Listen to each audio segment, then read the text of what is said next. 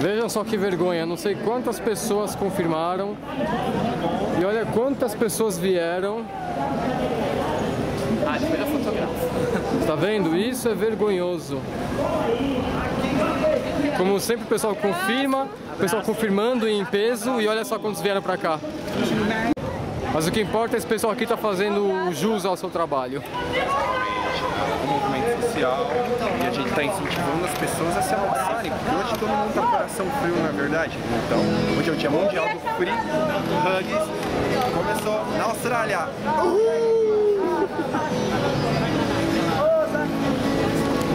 Tá, chega. Graças, dia mundial da abraço. Não, tá bom, hoje é muito Abraço! Não, mas só tranquilo. Oi?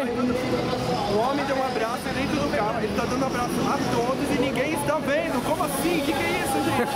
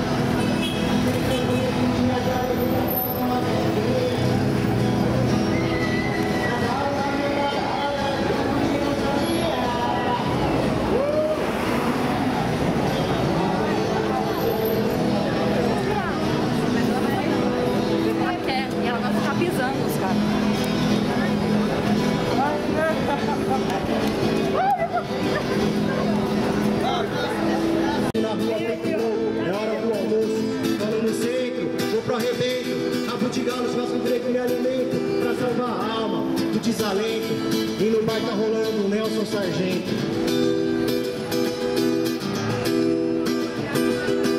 A gravata é o colar do capitalismo, o crachá a identidade do corporativismo.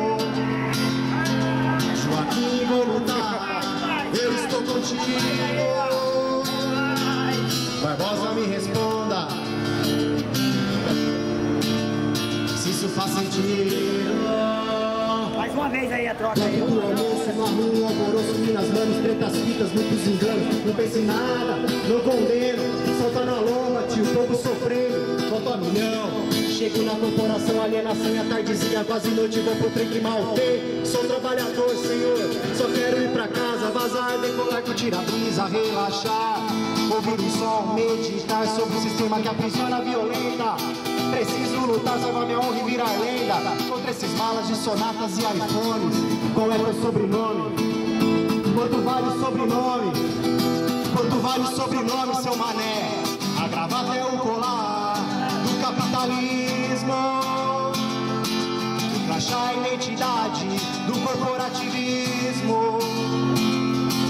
Joaquim, vou lutar, eu estou contigo. Barbosa, me responda se isso faz sentido. A gravata é o colar do capitalismo,